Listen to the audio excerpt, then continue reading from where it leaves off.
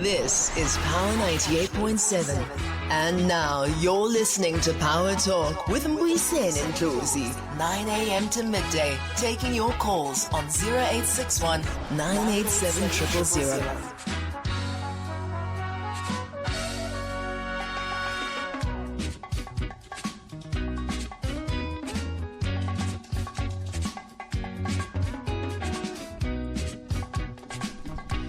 Welcome back, Bantwana Benkosi, 0861987000.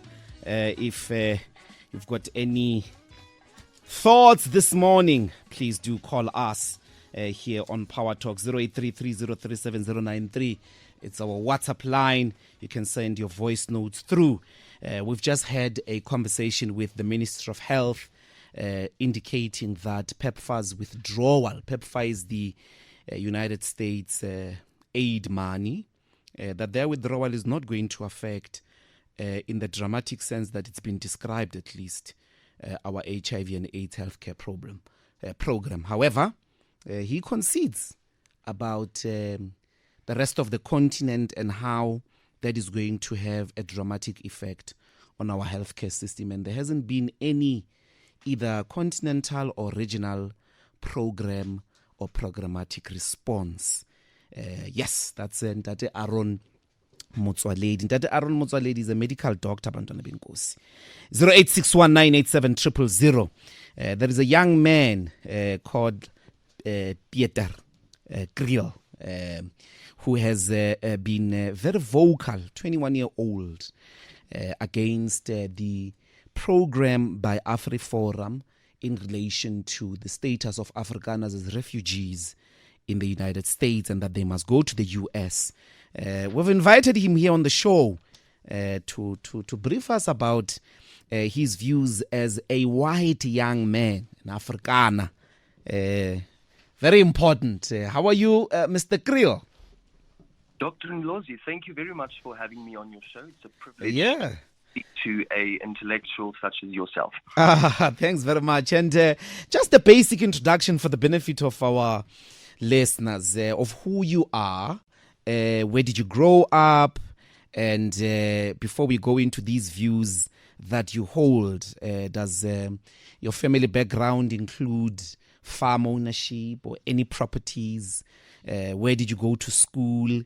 Then we can go to these what seem like very radical ideas you hold. Mm-hmm. Yes, I grew up in Heidelberg, Gauteng, a rather conservative town, as I think most people would know. I went to a school named Volkschool, which held very Afrikaans and religious traditions. So from a young age, growing up in this town, I've always felt restricted by structures and systems of authority that feel disproportionate to other realities.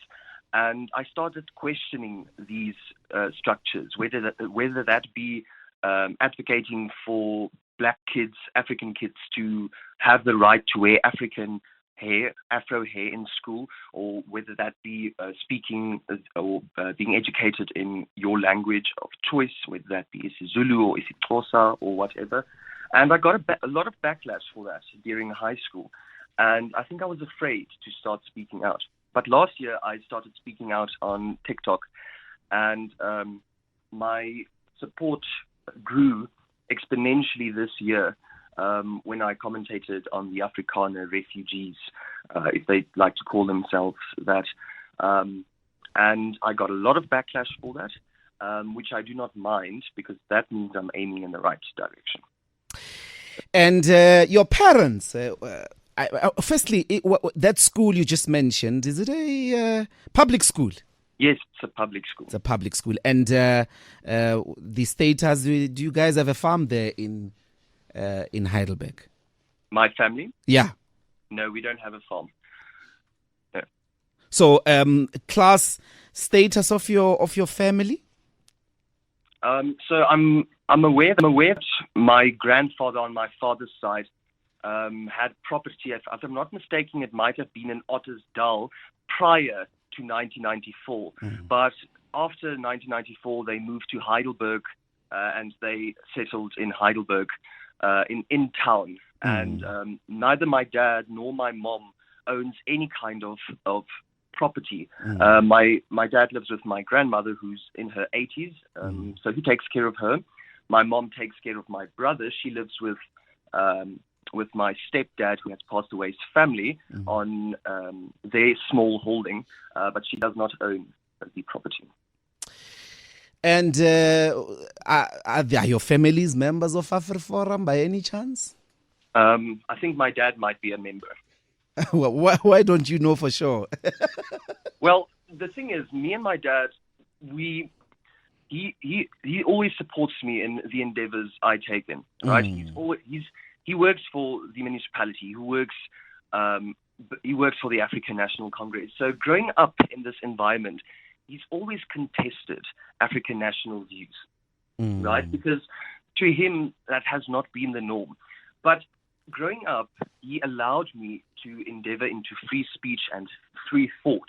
So when he'd come home from work and I'd come home from school, where I interacted with a diverse group of kids, and he at work the same, we had meaningful debates. I think to a large extent what might affect a lot of people, especially like my dad, of the older generations, it's very hard to deconstruct people who've grown up in that mindset. And that is why I do the work I do, not to be a savior to black people, not to speak for black people or African people, but to speak with them and alongside them, and to educate, especially my community, from a young age, because that is where the real change happens. You cannot change the mind of a 25 or 30-year-old fundamentalist. That is just, that's the case. And your surname, Kriel, this is the big, isn't it? We thought you were Kriel's son initially. What's the relationship? To Kriel, Kallie Kriel? Kallie Kriel. There's absolutely no relationship. Yes. I do see the tweets accusing me of being family of Kallie Kriel, but that's mainly from the right, from Afrikaans right people. I'm not a family member of him. I'm probably, if you will, the antithesis of what Kallie Kriel is. I believe in African unity. He believes in Afrikaans nationalism and the preservation of some kind of nostalgic idea that shouldn't actually exist anymore. Okay, if you've just joined us, this is Power Talk with me, Mbuyiseni Ndlozi. We are speaking to Pieter Kriel, a young activist from Heidelberg, as you can hear, an Afrikaner young man, propertyless, I would say. How, in your estimation, do you characterize? I mean, how would you put the number of Afrikaners in the Afrikaner community that are actually working class, that don't have farms, that have to sell their labor, as it were, in order to survive? I think a large number of the Afrikaans community probably is working class. If I were to put it on a specific amount, I would be lying, but I'd say it's probably more than 40 or 50% of the Afrikaans population that go to a specific 9 to 5, that work every day, and that send their kids to public schools and so forth. Even though most of these people who work 9 to 5 still believe that they are this kind of farming, they have this kind of farming identity, right? Even though they might not have it anymore, or might have not have ever had it, right? They think they are farmers. They think they're farmers. Even when they've not farmed cabbage in their life. Not even a vegetable backroom garden. No, I grew up, right, in a time where if you asked your mom where chicken came from, it comes from Pick and Pay, right? It doesn't come from a farm. We've been over-commercialized. We've been over-consumpted by the West and by what it means to be a human, right? And we've forgotten what it means to be a human. We stopped believing in unity, right?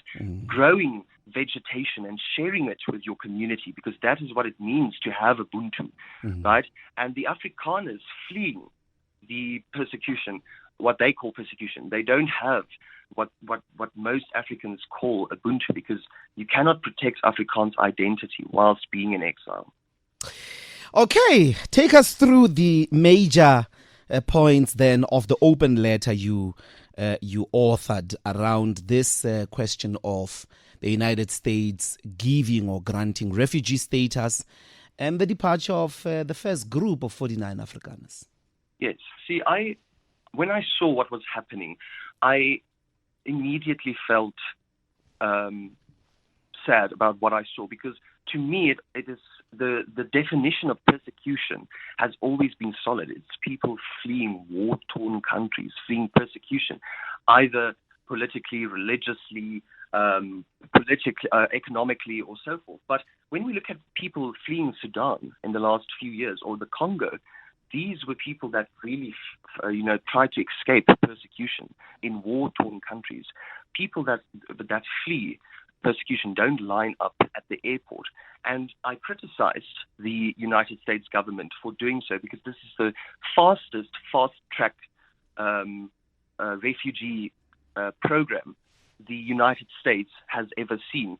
And what does that say about humanity? There's a lot of countries that have worse national crime crises that we have, but they're not getting the kind of attention that we have, because they don't have people of European descent. And what has been the reaction, firstly, from your family, but also, if I may ask, I mean, you still exist in the networks of the largely Afrikaner community. What has been their response? Well, I think it's kind of divided, right? Because in one hand, we have the Afrikaners who are proud to be South African, who want a national identity year.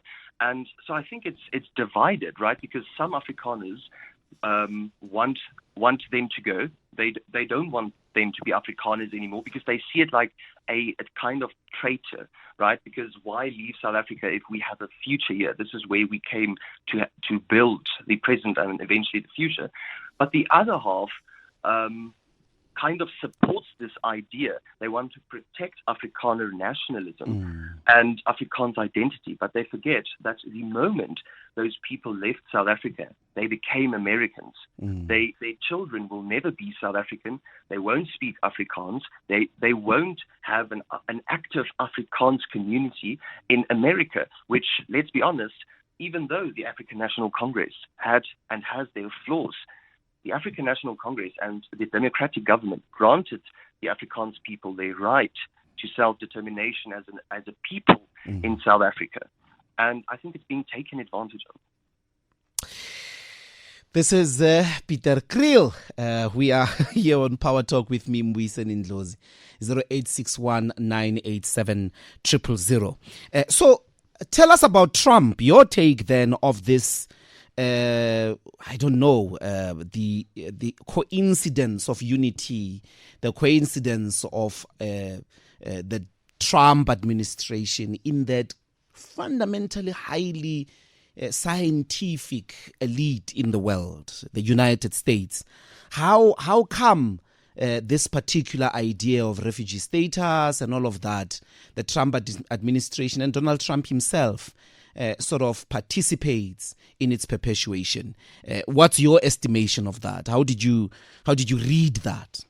I think that seeing that the refugees, the first set of refugees in quotations, if I may, to enter the United States were these Afrikaner groups for the Trump administration. And it's important to note that these were white people. So that says something, right? So it'll be interesting to see who the second and the third and the fourth group of refugees and from what countries they might be, because that would just indicate to us what we already know about Donald Trump, that his policies ultimately reflect what he hides inside. And I think to a large extent we have to take into account that probably Elon Musk and his almost $1 trillion empire has something to do with it. And, money has power. And if you have money, you have the ability to buy power. So I do think that Elon Musk, in his version of reality, right? Whatever the version that may be, he wants to resettle the Afrikaans people in the United States, even though that will take billions in logistics and decades, and it will still leave the Afrikaans people culturally homeless in a country that wants nothing to do with our apartheid baggage. But the preservation, as it were, of a supremacist white identity remains a pursuit even in South Africa. The very different modes of recalling the history of Afrikaner people rests on recalling their ultimate conquest, the leaders that get prioritized, the leaders that designed and as well as administered colonization and ultimately apartheid, at the center of which were administrative, racist massacres, genocides, and so on and so forth.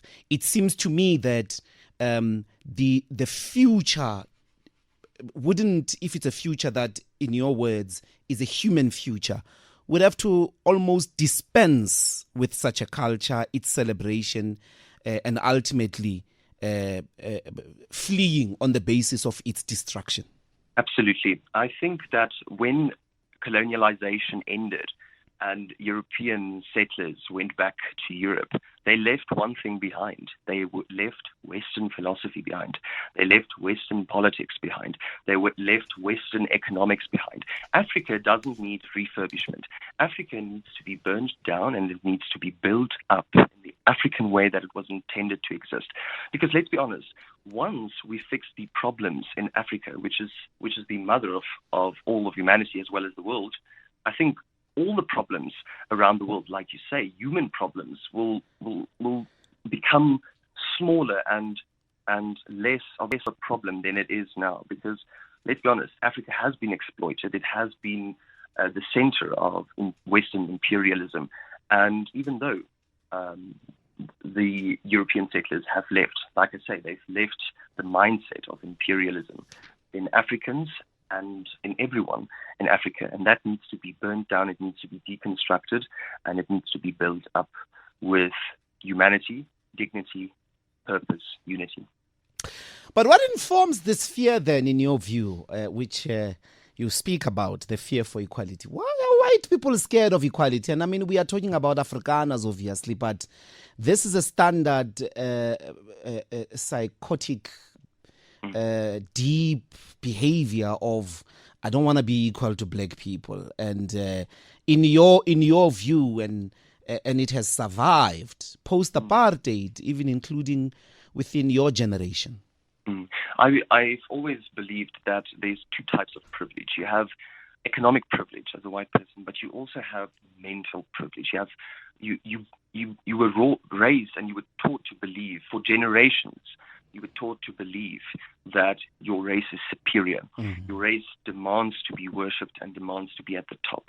And that is why I do believe that you cannot ask people at the age of 35 who've been raised and indoctrinated and who've actually accepted these beliefs to change what they believe. Because when we question the unknown, we automatically enter a flight or fight response. And that is worse to people than admitting a mistake. So I think we need activists rising from all communities at a young age, educating people from a young age, so we grow up with what it means to be African, what it means to be human, what it means to unite. Because at the end of the day, unity is more dangerous than corruption. And when people, propagate these things into our minds from a young age, it sets the foundations for life. And that's why we need to change it at a young age. My final question then is this education that you're speaking about. The white community is a well organized community, signified obviously by these well-oiled machineries like AfriForum. Many people would also argue the Democratic Alliance that rarely do confront racism, that confront white supremacy. How do you think your organization, and if I may ask, is that the idea to get a group of white young people to do a counter AfriForum within your community? No, absolutely not. I don't want to gather white people into advocating for other white people.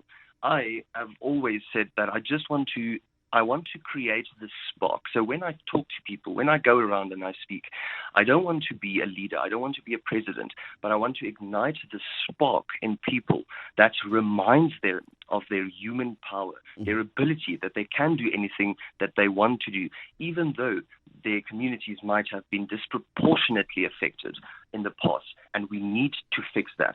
So my goal is gathering as many people, not watchers, not people that watch me on TikTok, but I want to raise a group of thinkers, of intellectuals, not in the ordinary sense of perhaps going through school and going to university and learning these things that we have learned. But what I'm talking about is a new type of education. I don't believe that the education system today benefits all people.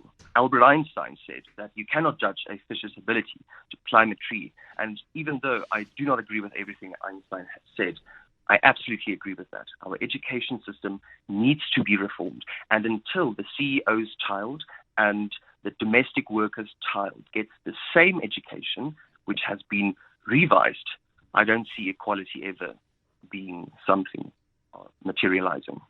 Okay. Pieter Kriel. Thank you very much, my brother, for a lovely conversation. And when is your exam? I'm writing at 2.